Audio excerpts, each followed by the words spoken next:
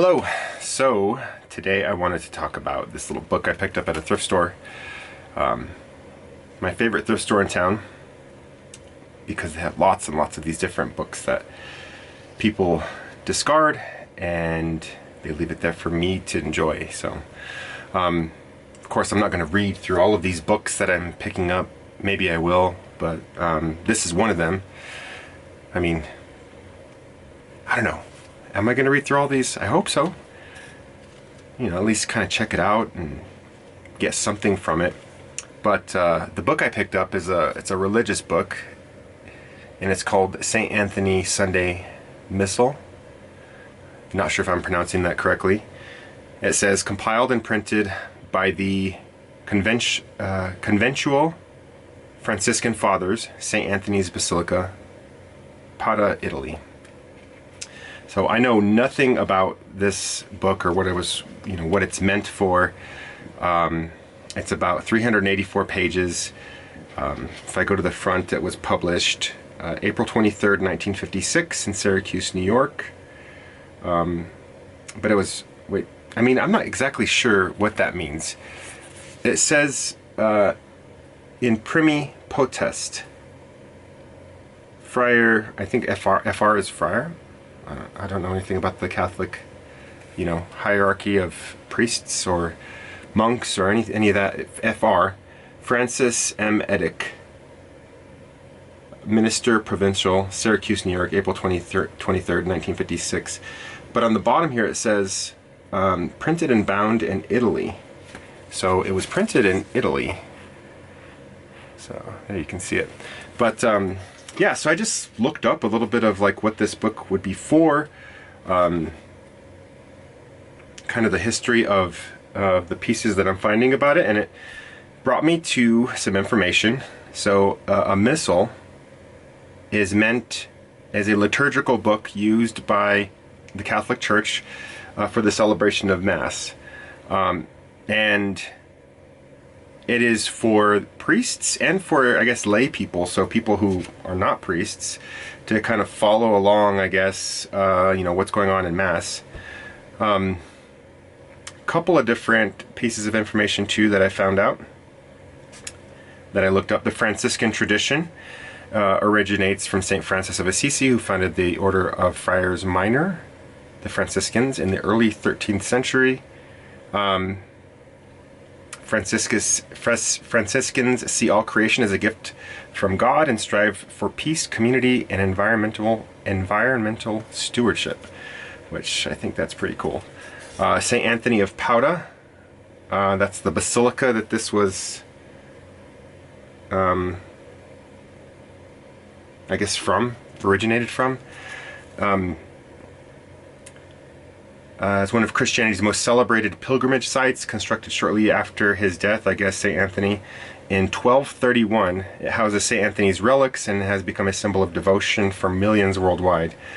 And then Padua, Italy, where this was printed, is a historic city in northern Italy's Veneto region, with origins dating back to pre-Roman times. So pretty interesting little sidetrack I took when I was looking at this. And as I thumb through it, it's got, different prayers. It's got a little calendar for locating today's Mass. I don't know exactly what that means, but it's got a calendar from 1956 through 1961. And here I am in 2024 looking at it. But if I take a look at, let's just say 1956, December, because right now we are in December now, December 12th. The third Sunday in December fell on the 14th, so I would move to page 64 on this little book. And then it would bring me to, I suppose, the Mass for that day. And it is the third Sunday of Advent. And then in parentheses it says, Violet or Rose, begin the Mass on page 19. So if I go to page 19, so it's going to be back to page 19, so it's like a Find Your Own Adventure, little Mass book. So what's happening on page 19? the ordinary of Mass, the Mass of catechumens. And then it's giving you, I guess, directions on what to do. P for priest, R for response.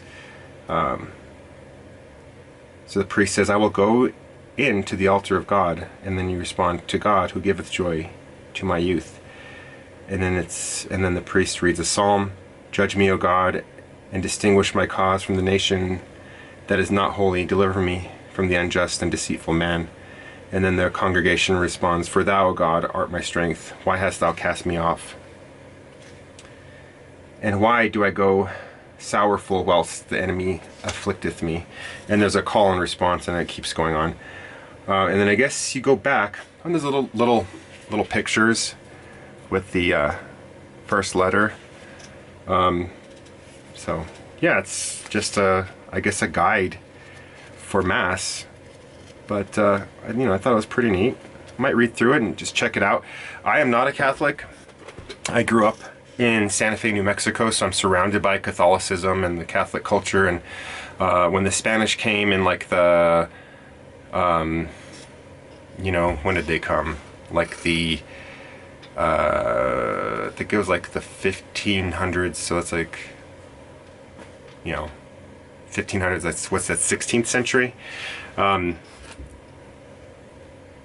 They brought with them Catholicism, and as a result, some of the oldest churches in North America are in New Mexico in this region. So Santa Fe has the oldest church, the San Miguel Mission, which I think was built in I have no idea. I'm not even going to guess. I think it was 15 something, maybe 14 something. No, it wasn't that old. I think it was like 15 something. Well, you know what? I have the internet, so let's just, why not? San Miguel Mission. It was built in 1610, so I was off. So they brought with them Catholicism, and as a result, lots and lots of people in New Mexico are Catholic. I feel like that number, the number of people who are Catholic is going down. I feel like more and more across town I see these mega churches, and they're packed out parking lots, the cops are directing traffic, there's so many people, and you don't really see that at Catholic churches, although there are a lot more Catholic churches spread out. So you go to your Catholic church in your neighborhood versus the mega church that's off of the interstate or whatever. So, but I digress. There are lots and lots of Catholics. The tradition of Catholicism in my family, or tradition or following of Catholicism in my family, stopped with my grandparents. My grandparents were very devoutly Catholic, and then that devotion it just abruptly stopped with my parents' generation. They were not Catholic. I think they went to Catholic church as kids. I think my dad was even part of the sacramental rituals, altar boy, things like that. But they did not give that to me. So I've always been very curious about Catholicism. I know nothing about the tradition itself, what goes on with that inside of Mass. I don't know what happens. What's expected of a Catholic parishioner, or sort of their worldview. I don't know really much about Catholicism. I know a little bit more about the evangelical Christian American church because I was a part of that as a kid, no longer. But these sorts of things, these little books like this, grab my attention because I have a view from the outside, and I don't know what it's like from the inside. So I think that's why I pick up these little tiny missals and religious books and Catholic things, and why I'm starting to become interested in these traditions that I was not a part of as a kid. So anyways, that's all.